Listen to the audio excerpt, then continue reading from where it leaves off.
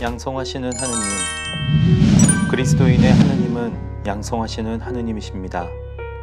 생각하는 신앙은 양성하시는 하느님의 손길을 의식하고 그분께 자신을 내맡겨 드리는 신앙입니다. 교육이 아닌 양성. 양성은 미래사제 양성을 일컬을 때 주로 사용하지만 사실 모든 그리스도 신앙인에 적용되는 용어입니다. 그리스도인의 하느님은 당신 자녀를 양성하시는 분이기 때문입니다. 하느님은 당신 자녀를 낳으시고 기르시며 돌보시고 양육하십니다. 자녀가 스스로 삶을 살아가도록 자유롭게 길러주십니다. 자유로운 인격만이 당신과 진정한 사랑의 친교를 나눌 수 있기 때문입니다. 좁은 의미에서 교육이 전문 지식을 전하는 것이라면 양성, 특별히 신앙인 양성은 하느님 앞에 설 수 있는 한 사람, 자신의 삶을 자율적으로 영위할 수 있는 자유로운 인격을 형성시키는 것입니다. 양성은 사람을 돌보는 것이며 그가 스스로 설 수 있도록 함께 사는 것입니다. 예수님께서 제자들과 공동 생활을 하신 이유가 그것입니다. 제자들은 예수님과 더불어 살며 제자가 되는 법을 배웠습니다. 그분에게서 강의를 듣고 지식을 습득하는 것이 아니라 함께 길을 걷고 여러 사건을 겪으며 그 안에서 하느님을 만나는 법, 신앙인이 되는 법, 주님을 따르는 법을 배운 것입니다. 오늘의 신앙인에게 필요한 것은 단발성 강론이나 훈화, 강의나 특강이 아닌 지속적인 양성이며 동반입니다. 바오로 사도가 전도 여행을 하며 했던 일은 이동식 특강이 아닌 이동식 양성이었습니다. 동반과 식별. 양성은 지식 습득만으로 가능하지 않으며 스스로 체득할 수도 없습니다. 양성의 키워드는 동반과 식별입니다. 동반이란 함께 걷는 것이며 식별은 삶을 읽어내는 것입니다. 사도행전 8장에 등장하는 에티오피아 내시는 이사야 예언서를 읽고 있었지만 그 내용을 알아들을 수 없었습니다. 필리포스는 천사의 인도로 그에게 다가갑니다.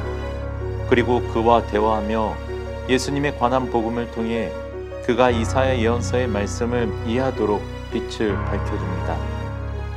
이 만남으로 내시는 세례를 결심하게 되었으며 세례로 다시 태어나 새로운 삶을 살아가게 되었습니다. 필리포스와의 만남이 그의 눈을 열어주었고 새로운 삶을 살도록 인도하였습니다. 필리포스는 내시를 동반하였고 그에게 읽어내는 법, 곧 식별력을 전해주었습니다. 이처럼 양성은 동반하며 식별력을 전수하는 것입니다. 엠마오로 가는 제자들의 체험. 동반과 식별의 의미로서 양성이 가장 잘 드러나는 곳은 엠마오로 가는 두 제자 이야기입니다. 예수님께서 그들에게 다가오셔서 길을 걷는데도 그들은 그분을 알아보지 못합니다. 길의 끝자락에 다다라서야 그분을 알아봅니다. 그러자 그들의 눈이 열려 예수님을 알아보았다. 그러나 그분께서는 그들에게서 사라지셨다. 함께 걸으시는 주님을 알아보기 위해 볼 수 있는 눈이 필요했습니다. 주님은 어떻게 그들의 눈을 열어주셨을까요? 주님께서 다가와 함께 걸으시며 그들에게 말씀을 건네십니다. 그들이 자신의 이야기를 꺼내도록 기다려 주십니다. 그들의 이야기에 관심을 갖고 들어주십니다. 그런 다음 그들 눈을 밝혀주시기 위해 성경을 풀어주십니다. 성경을 토대로 그들이 기대해온 것과는 전혀 다른 방식으로 활동하시는 하느님에 관하여 일깨워 주십니다. 날이 저물자 제자들의 청을 듣고 집 안으로 들어가십니다. 식탁에 앉아 감사의 기도를 드리신 다음 빵을 떼어 제자들에게 나누어 주십니다. 바로 그때 그들의 눈이 열리며 그분을 알아봅니다. 식별은 영적으로 읽는 것을 의미합니다. 영적인 눈으로 읽는 것은 마술과 같은 것이 아닙니다. 사전 작업이 필요합니다. 길의 끝자락에서 그들은 눈이 열려 자신이 살아온 삶, 그들이 따르던 예수님을 전혀 다른 눈으로 보게 되었습니다. 그런 눈을 갖기 위해 그들은 자신이 걸어온 길을 돌아보아야 했습니다. 그들이 가졌던 기대와 희망, 좌절과 절망까지도 마주해야 했습니다. 성경 말씀 앞에서 그들이 고대하고 기대해온 인간적인 구세주상을 산산히 부서뜨려야 했습니다. 그것은 내면의 눈을 뜨는 체험이며 마음이 뜨겁게 타오르는 내적 감동의 체험이었습니다. 그러한 내면의 변화 과정은 지식 전달로 가능하지 않습니다. 함께 길을 걸어야 하며 함께 삶을 나눌 때 가능합니다. 삶의 이야기를 나누고 말씀을 경청하며 빵을 나누는 삶의 공동체에 머무를 때 가능합니다.